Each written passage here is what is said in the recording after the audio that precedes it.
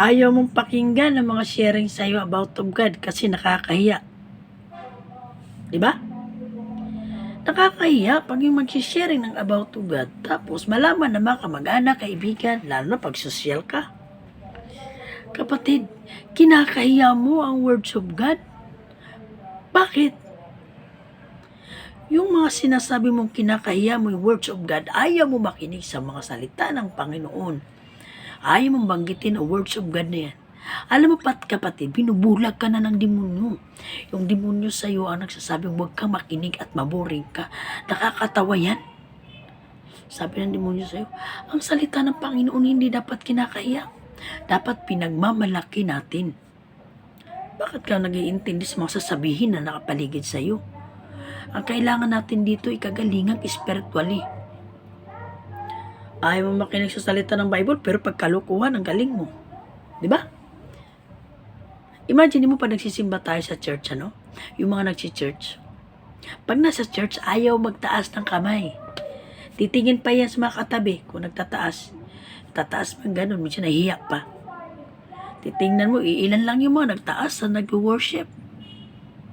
Kasi ang rason nila, baka pagtawanan ng katabi, o nakakahiya, grabe.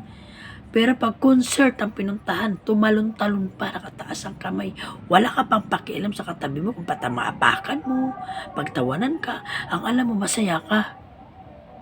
O doon pa lang, maisip na natin. Sa church, nahiya tayo, pero sa concert, grabe tayo. So sa madaling salita, mas matimbang sa atin ang makalaman o makamundo kaysa spiritually. Yun ang katotohanan sa atin. Hindi natin maidina yun. Ang masaklap nito, hindi natin inaalintana yung kapahamakan darating sa buhay natin. Sa panahon natin ngayon, grabe na. Hindi na basta-basta. Ang dami ng kalamidad. May paparating na naman kalamidad sa panahon natin sa 2026. Maraming mga kalamidad na darating. So, kailan ka pa mag-decide na mag-repent? Yung huli na ang lahat? Kapatid? Ito kapatid ha. Ito ang katotohanan. Alam ko maraming mag-a-agree dito sa sasabihin ko. Alam nyo ba yung araw ng patay? Araw ng patay. Nagsisindi ng candle. Tapos yung mga suot na maskara. Diba mga demonyo? Ang araw ng patay ay occasion ng demonyo yan. Hindi okasyon ng Diyos yan. Tandaan nyo yan kapatid. Yun ang katotohanan. Sa tuwing nagsiselebrate kayo ng araw ng mga patay, para nyo sineselebrate ang araw ng mga demonyo. Lahat ng paraan gagawin na ng demonyo sa mundo natin, sa panahon natin. Tapos ito pa, alam ko mas marami mag-a-agree dito. Pero ito ang katotohanan. Kahit ako noon, mahalaga sa akin tong okasyon na to eh. Pakinggan nyo to ha. Magugulat kayo. Isasabihin ko sa inyo na ang Christmas, ang araw ng Pasko, ay gawa ng demonyo yan. Hindi yan totally celebrate na galing sa Diyos. Agree ka? Di ka maniwala? So ikaw Christian ka, dapat alam mo to.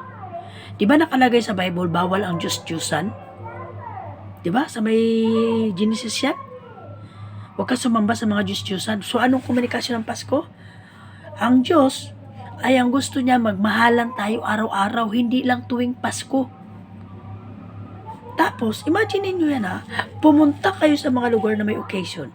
Like for plaza, simbahan ng mga Katolik. Tingnan nyo, mga Katoliko. Diba? Nakita nyo ba yung mga dyan sa may plaza or sa may occasion na lugar, sa mall? Diba may nakalagay dyan na maliit na santo na Papa Jesus ko, no? Tapos may Mama Mary na naka-pray na kagano. Tapos may kung sino mga santo, kung sino mga ranger, kung mga nakatayo sa gilid ng mga ano. Mga kapatid, mga santo yun. Yun ang palatandaan na yung araw ng Pasko ay gawa rin ng demonyo yan. Isang instrumento na ginawa ng demonyo para mahulog tayo sa bitag niya. Yung sa tuwing nagsiselebrate tayo ng tuwang-tuwa ang demonyo. Sasabihin ng demonyo, yan, hulog kayo, kala nyo ha. Kasi alam nyo pa, isa pa to ha, nakita nyo ba yung Santa Claus? Ang Santa Claus ay si demon yun. Ang demonyo yun ang nangunguna kay Santa Claus. Iniidolo na nating mga tao. Masakit man paniwalaan, mahirap man tanggapin, pero itong katotohanan, ang nagsiselebrate ng Pasko ay hindi maganda. Dahil wala nakakaalam kung kailan pinanganak ang Diyos, hindi sa 25. Ang gusto ng Diyos, magmahalan tayo araw-araw. Magbigayan, walang away. 'Di ba? Ang rason ng iba, ay Pasko ngayon, dapat pagmahalan. Pasko ngayon, pagbigyan. Pasko ngayon, huwag ka muna magbastos. Payaan mo muna siya. Parang gusto mo sabi sa itong araw na ito lang espesyal. Doon pa lang kapatid, sa mga mamamiri na nakatayo sa mamamiri na nakaando si Papa Jesus, nakalagay na Christmas tree, kung ano. Kapatid, gawa ng demonyo ang occasion ng Pasko. Huwag mo masyadong tangkiligin. Masakit man intindihin o pakinggan, pero ito ang katotohanan. Araw ng patay, araw ng Pasko, mas mainam pa mag-celebrate ka na lang ng New Year. Yung i-welcome mo na lang ang bagong taong darating. Kasi buhay ka pa. Pwede pa yun. Totoo yun mga kapatid. Masakit man paniwalaan, kahit ako hindi ko rin matanggap nung time na nalaman ko yan. Sabi ko, di pwede kasi mahalaga sa akin kasi mahal ko nga si Papa God Imagine niyo hindi kayo maniniwala, pero mayroong mamamiri ko na nagpe-pray doon sa santo na si Papa Jesus na bagong silang. Sabi naman ng iba, instrumento lang yan, pero di naman yun ang dinadasalan. Yun nga yung instrumento na ginagamit ng demonyo. Tapos si Santa Claus, ho, ho, ho, Merry Christmas. Imaginin mo, Merry Christmas, si Santa Claus, na ngayon iniidolo ng mga tao dito sa mundo, lalo na mga bata. Masyado tayo nagpakabulag sa mundong ito. Masyado na tayo nakikisabay sa mga mundong gawain dito. Ni miski hindi na natin ginawa ang sumunod at makinig sa Diyos. Alam niyo sa totoo lang, lahat kahit sino mga tao, lahat talaga tayo mga tao, lahat gagawin natin, malaman lang natin ang katotohanan. Lahat gagawin natin, gagawin tradisyon,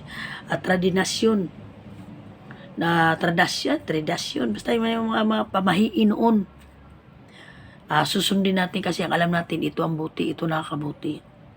Ikaw Christian ka mismo, isipin mo, sariling utak mo, Christian ka, pero nagsiselebrate ka sa Pasko, nagpapalaro ka pa, may pasanta-santa Claus ka pa.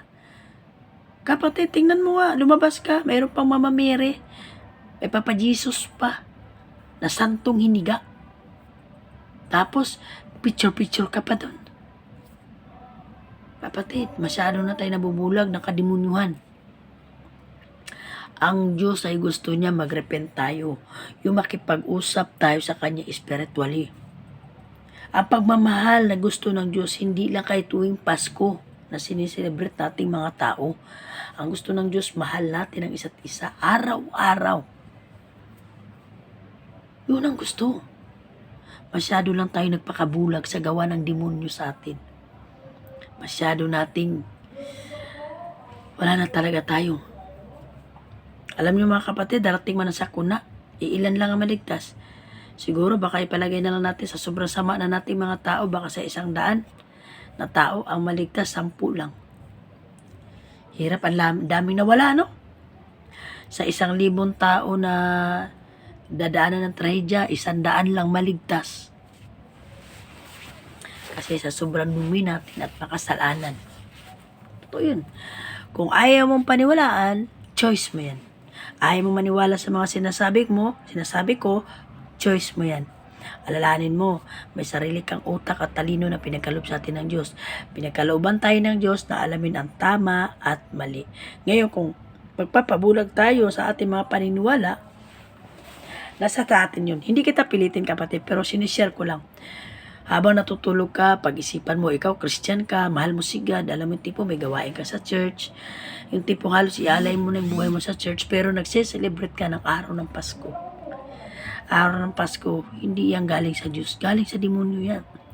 Imagine mo lumabas ka, nakalagay sa labas Santa Claus, malaki tiyan. Lumabas ka, nandun ang Papa Jesus, nakaluhod pang may mamiri. Ginagamit na ng instrumento ng Diyos yan, ng mga santo, yung mga ribulto, sinasamba na rin natin. Yung santo, yung tinatawag na Santa Claus na yan, iniidolo na rin natin.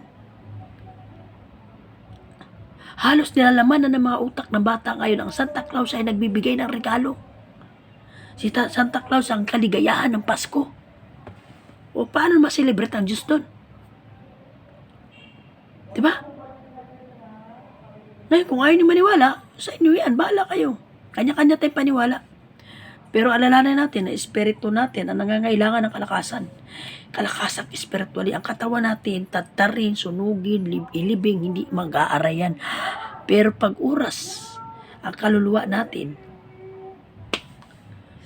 hindi naaaray ang katawan natin. Pag oras ang kaluluwa natin ay lumabas na. Pero hanggat ang kaluluwa natin na nasa katawan natin, nakakaramdam pa tayo. At may pag-asa pa tayong mag-repent. Mahirap paniwalaan pero ito ang katotohanan mga kapatid. Huwag tayong magpabulag sa mga dintal ng demonyo, mga pain ng demonyo sa atin, hindi natin alam. Yung kagat na tayo ng kagat, yun pala masama. Sa ilang taon mula pagkabata, sineselebrate ko yung Pasko na yan. Iniiyakan ko pa noon yan. Kasi sa sobrang pagmamahal ko kay God, sabi kasi feeling ko kasi mahal ko talaga si God. Pero lagi akong gumagawa ng kalukuhan, kasamaan. Pero sa kabila ng pagkukulang ko, andun pa rin inaabot ako ng Diyos. Sa ilang taon na celebrate ako ng Pasko, hindi pala galing sa Diyos yan. Galing sa instrumento ng demonyo yan. Alam kong maraming mag-a-agree. Ngayon, kung hindi kayo maniwala, bulay-bulayan mo. Isipin mo mabuti. Nagsiselebrate ka ng Pasko, pero pag lumabas ka, anong nakikita mo sa mga kalabasan sa gitna ng kalsada? Di ba, Mama Mary, Papa Jesus, mga santo na kalipalibot, kuno-kuno kay Papa Jesus. Tandaan nyo yan mga kapatid. Huwag tayo magpabulag. Isa yung sa instrumento na ginamit ng demonyo para sa atin. Nalinlangin ang paniniwala natin. Ikaw mismo, Christian ka, dapat gisingin mo ang pagkatao mo. Gisingin mo ang espiritu mo. Dahil sayang yung paglilingkod mo sa Diyos kung naniniwala ka pa sa mga likong pamahiin natin. Mag-iba ka ng ihip ng hangin, mag-iba ka ng landas. Mag-iba ka ng takbo ng isip. Walang masamang makisabay basta kontrol lang. I-control natin ang mga bagay na hindi naman dapat at pwede. Tandaan natin yan. Masakit man isipin pero ito ang katotohanan. Ang gawin natin, mag-pray. Communicate kay God.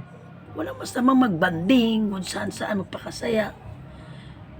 Pero wag natin masyadong i-special day ang araw ng Pasko. Tandaan natin yung mga kapatid. Ang Santa Claus ay hindi dapat iniidolo. Si demon yan. Instrumento ng demon yan. Ang espiritu ng demonyo nandyan sa Santa Claus na yan. Para lahat tayo bumilib. Diba? Nakikita nyo, marami nag-aaplala ka dyan. Kunwari mag-Santa Claus, mamimigay. Kapatid, si demon yan. Tandaan natin yan. Yung snowman. Kung ayaw nyo maniwala, sige, nasa inyo yan. Choice nyo yan. Kanya-kanya tayo ng choice. Pero bilang taong ikaw na matalino at mahal mo ang Diyos, pagbulay-bulayan mo habang natutulog ka. Kung totoo ba mga sinasabi ko. Tandaan natin yung kapatid. Tsaka wag natin baliwalain ang mga payo at pangaral sa atin. Mahirap paniwalaan pero itong katotohanan, di ba nakalagay, naniniwala ka nga eh. Ikaw mismo naniniwala ka, di ba? Sabi mo, ikaw mismo, Katolik, ano ka, kasi Christian ka, kung ikaw naniniwala ka na ganito na, sa Genesis, bawal ang Diyos-Diyosan. Pero nagsiselebrate ka sa araw ng Pasko kasi araw ng kapanganakan ni Jesus kuno. Walang nakakaalam kung kailan pinanganak ang Diyos. Oo, totoo na pinanganak ang Diyos noong unang panahon, pero hindi tutok na sineselebrate. Ginagamit ng winang demon yan para kunwari i-celebrate. Ang gusto ng Diyos, magmahalan tayo araw-araw, hindi sa tuwing Pasko. Pinubulag tayo ng demonyo mga kapatid. Huwag tayo magpakabulag. Huwag mong isipin yung pagsabihan, pagtawanan ka. Yung mga taong ay maniwala sa mga kasabihan o mga sinasabi o pangaral ng Diyos. Ikaw na mismo tumatawa ka, may kaparusahan.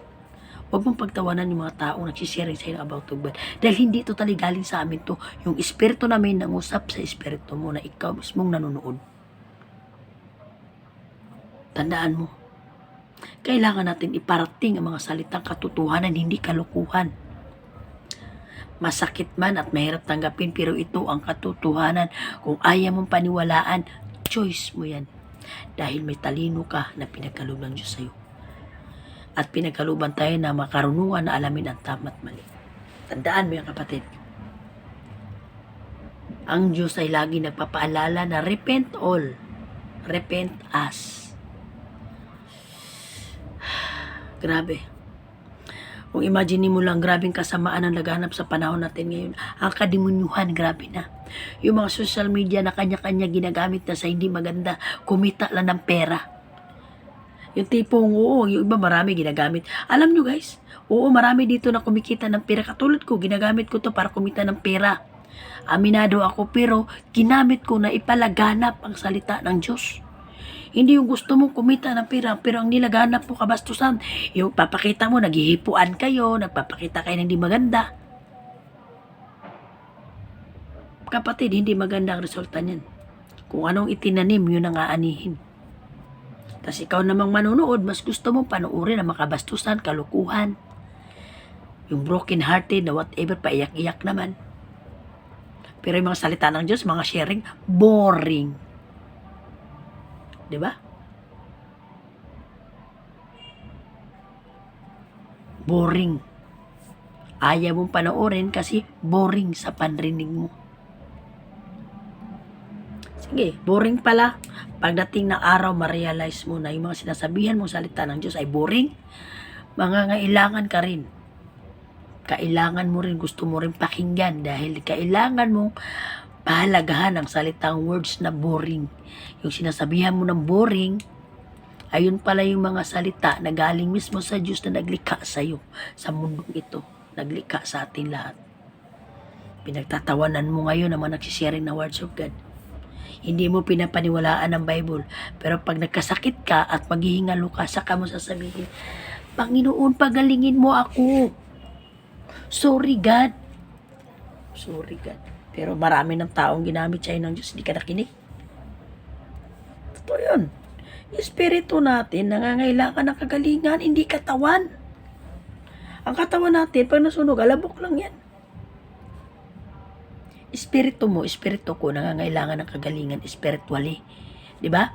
Diba? Pag oras na buhay tayo, masakit, diba? Pag kinurot, masakit. Masakit, nakakaramdam tayo masakit.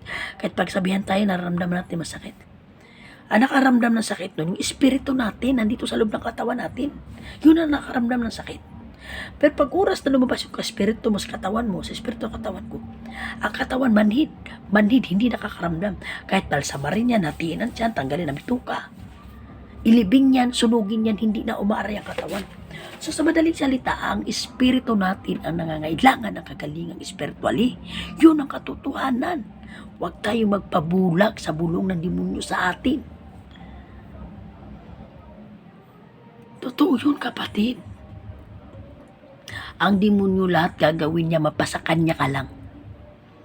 Ang demonyo papainan ka niya, hindi ka lang maniwala sa mga sharing na mga pinadala ng tupa ng Diyos dito sa lupang ito. Tandaan, huwag mong isipin yung pagtatawanan ka. Huwag mong isipin yung sasabihin ng iba. Isipin mo kaluluwa mo.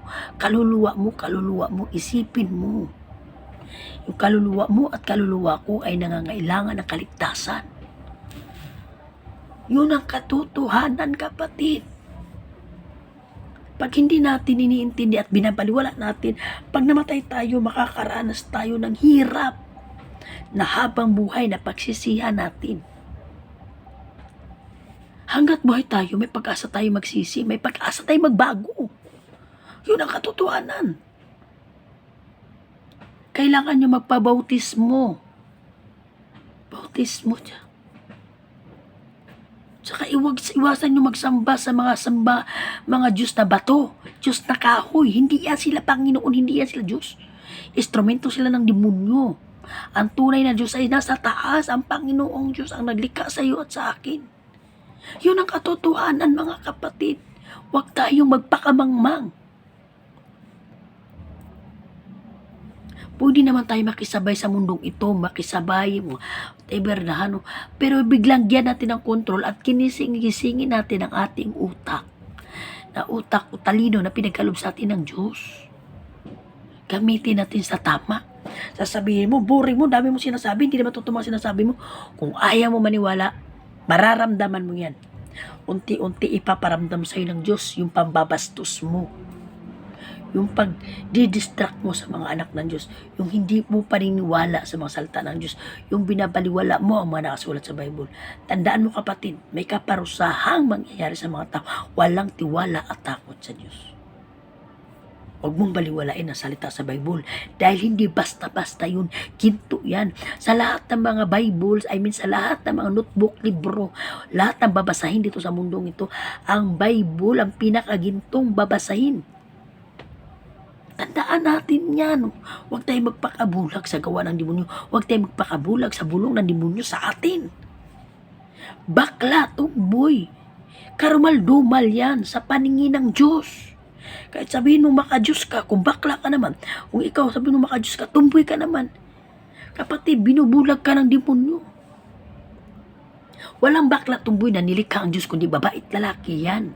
Lalaki at babae lang. Nakasulat yan sa unang Korinto chapter 6 verse 9. Totoo yun kapatid. Ang mga bakla tumboy kailangan mag-repent dahil ang bakla tumboy taga-recruit yan sa langit. Ikaw bakla ka, ikaw tumboy ka, tinatawag ka ng Diyos. Ang sabi niya, mag-repent ka kasi gagamitin kita sa kailalawak ng iglesia, sa ikalalawak ng aking mga salita. Dahil isa kitang gagamitin para iparating sa ibang taong mga swail, mga ayaw makinig sa Diyos. Dahil sa bawat salita na bibitawan mo, lalagyan ng powers ni God yan para maintindihan at maunawaan ng mga taong nanonood sa iyo o makarating ang mensahe mo kung kanino. Huwag kang mag-alala kahit wala kang alam. Tulad ko, wala akong alam. Wala akong alam, pero si God magbigay ng karunungan sa atin kung ano ang dapat sasabihin. Dahil ang Diyos mismo ang mangungusap sa iyo. Dahil papasok ang Holy Spirit sa iyo upang iparating ang mensahe na ito na ikaw at ako ay kailangan mag-repent. Wala kang dapat ipagmayabang sapagkat ikaw isang ordinaryong nilalang, nalikha lang tayo ng Diyos. Nilikha lang tayo ng Diyos mula sa alabok. Anong ipagmamayabang natin? Yung pera, kayamanan, karangyaan, temporary lang yan. Kayang-kayang tanggalin ng Diyos sa iyo yan. Kaya huwag ka dapat magmalaki. Kailangan natin mag-repent. Kailangan natin magsisi habang humihinga pa tayo sa mundong ito. Pag oras malagot ang hininga natin, wala na tayong pag-asang magsisi. Mga kapatid, yun ang katotohanan. Ang espiritu natin ay nangangailangan ng kagalingang spiritually. Tandaan natin to. Huwag natin baliwalain to. Huwag natin baliwalain. Ng espiritu natin, pag oras na nawala dito at umalis sa katawan natin, tapos na ang buhay natin. Yung katawan mo, susunugin na ng kamag-anak mo, ililibing na ng kamag-anak mo, hindi naaara yan. So, ang nakakaramdam ay ang kaluluwa. Mamatay ang kaluluwa, lalabas. Asan ako? Nandito ako. Tapos hindi ka nakinig sa calling ni God dito. Hindi ka nag-repent. So, hihatakin ka ng demonyo papuntang impyerno kahit ayaw mo. Tandaan mo. Pero kung ikaw marumit makasalanan at nagdesisyon ka mag-repent, magsisi. Kahit gaano ka kasamang tao, kahit kahit tumboy ka pa, kahit bakla ka pa, kahit pumatay ka pa, kahit gaano ka pa karumi, nanloko, nagnakaw. Kaya kang baguhin ng Diyos basta taos puso kang magsisisi. Tandaan mo, ang binabasa ng Diyos, hindi yung buka ng bibig mo at galaw mo. Ang puso ang binabasa ng Diyos dahil nakikita niya kung talagang tunay ang pagsisisi mo at pagrepent mo kay God. Yung nagre-repent ka kay God, kung tunay ba yan, doon nakikita ni God yan sa puso at anong naramdaman mo, yung desire ng heart mo. Totoo yun. Huwag niyong baliwalain. Ang kaluluwa natin ang nangangailangan ng kaligtasan. Ikaw, humihinga ka pa, di ba? Ibig sabihin, swerte ka. Kasi narinig mo salitang to. Swerte mo kasi pinahindulot ng sa Diyos na marinig mo to. Dahil ang gusto niya, mag-repent ka kasi anak, alam kong mahal mo ako. Sabi ng Diyos sa'yo. Sabi ng Diyos, mahal mo ako. Alam kong mahal mo ako, anak. Mag-repent ka kasi gagamitin kita para ikalawak ng aking iglesia. Gagamitin kita para iparating mo sa iba ang mabuti at magandang balita. Bago ko man lang iparating o ipadala ang matinding sakuna, sana maraming maliligtas. Kasi magwawalis ang Panginoon dito sa mga taong ayaw mag-repent at walang takot at respeto sa Kanya. Lahat ng tao walang takot at respeto sa Diyos, mawawalis, mawawala. Kung ikaw mismo, napanood mo to, mag-repent ka. Dahil pwede sa sunod taon, sunod buwan, darating ang kalamidad na yan. Baka isa ka sa maisamang walisin ng Diyos dahil wala ka ng takot at respeto sa Diyos. Tandaan natin yan. Ang Diyos ay hindi nagkulang sa atin para palalahanan tayo. Marami siyang taong ginamit para lang paliwanagan at paintindi sa atin yung bulag tayo sa katotohanan. Huwag tayo magpakamangmang sa mga hilig ng laman. Masyado tayong nagpakamangmang. Hindi na natin inaalintana ang kapahamakang darating sa buhay natin kasi masyado tayong busy magpakayaman, busy makipagtalik sa kapwa babae, kapwa lalaki, busy tayo manloko. Sa lahat ng bagay, ginawa nating busy pero wala tayong time sa Diyos. Yung tipong na-bless ka, wala malang thank you God for the blessing. Anong klaseng nilalang tayo? Pagkatapos tayo likhain, bigyan ng buhay, pero binabaliwala natin ang Diyos. Yung iba, hindi pa naniniwala na tunay ang Diyos. Kapatid, magkaroon ka ng takot at respeto sa Diyos. Bakit hindi ka maniniwala? Ikaw at ako ay nilikha niya. Imagine mo saan ka galing, sa unggoy? Kaya bang unggoy maggawa ng kalamidad? Kaya ka bang likhain? Hindi. Kamangmangan lang yung mga kwento-kwento ng mga tao. Totoo ang Diyos. Ikaw namamatay ka at namamatay ako. Tandaan mo yan. Ang kaluluwa natin ang nakakaramdam ng sakit. May kaluluwa ang tao. Totoo yun. Diba ang patay hindi na nakakaramdam ng sakit? Binililibing, sinusunog din nakakaramdam. Pag lumabas yung kaluluwa natin, nakakaramdam pa rin to. Nakakaramdam. Nakikita pa rin niya. Nararamdaman niya kung anong saan siya napupunta. Kung saan siya makarating. Kung saan siya dadalhin ng kanyang kaluluwa. Ito ang katotohanan. Kung ayaw niyong maniwala, choice niyo yan. Nagpadala ang Diyos ng mensahe, hindi nagkulang ang Diyos sa atin. Ikaw at ako, kailangan mag-repent. Tandaan niyo, bago ako nag-sharing dito, hiniling ko sa Kanya na pangunahan niya lahat ng sasabihin ko dahil hindi ko alam ang sasabihin ko. Sabi ni God, mag-repent ka. Mahal kita. Huwag baliwalain ang mga salita ng Diyos dahil ayaw ng Diyos na mapasa impyerno ka.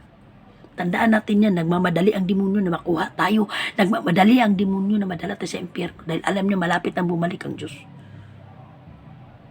Tandaan natin yan. Kung ayaw mo masama sa pagwawalis ni God dito sa lupang to, tatanggalin ng Diyos ang mga walang takot at respeto sa Kanya. Kung ayaw mo masama, kapatid, paniwalaan mo ang salita sa Bible, yung sharing sa'yo at mag-repent ka. Kausapin mo si God bago ka matulog. God, sorry God, pasuri po. At papakinggan ka niya, kapatid. Mag-pray ka bago matulog at pagkagising. Huwag ka mag-sign of cross, ha? Huwag mag-sign of cross kaya hindi maganda yan. Ang sign of cross ay isang instrumentong ginagamit ng demonyo. Mag-pray ka lang, silent lang. Sign of cross, noong unang panahon, hindi marinig kasi ng tao. Ipako si Jesus sa cross, ipako si Jesus sa cross. Ay yung mga malayo, kasi may libo-libo na yung tao, gagano na lang sa malayo. Ibig sabihin, ipako si Jesus sa cross. Ang dami nakakita. Yun na yung ginagawa ng mga sa malayo, pwesto. Hanggat sa na-desisyon na ipako si cross sa Jesus. Kasi yung iba sumisigaw, yung iba gumagano kahit malayo. Sa tuwing ginaganyan mo yan, parang mo sinasabing ipako si Jesus uli sa cross. Sa kasalanan gusto mong ipaamin mo na naman sa Diyos na hindi naman dapat. Kung gusto mo mag-repent, magsisikaw, anong gusto mo sa buhay mo? Magsisi tayo. Yun ang hinihiling ng Diyos. Sabi niya, mag-repent tayo. Yun ang hinihiling ng Diyos. Tandaan natin yan, kapatid. Huwag natin baliwalain ang pangaral ng Diyos sa atin. Dahil mahal ka ng Diyos, mahal tayo ng Diyos. Sabi ni God, mag-repent kayo kasi bibigyan ko kayo ng pagkakataon na magsisi. Hindi ko lilipulin ang isang lugar na to kung alam kong maraming magsisi. Pero kung hindi kayo magsisi, tayo magsisi, magpapadala ang Diyos ng matinding kalamidad sa lugar kung saan walang maraming nagsisi. Halos buong mundo makaramdam ng kalamidad, pero ang maliligtas lang yung may mga takot at respeto sa Diyos, yung mga nagdesisyon ng repent. Pero yung mga walang respeto at takot sa Diyos at nagmamalaki, wawalisin ng Diyos yan. Tandaan mo yan, kapatid, wawalisin ang mga taong walang takot at respeto sa Diyos.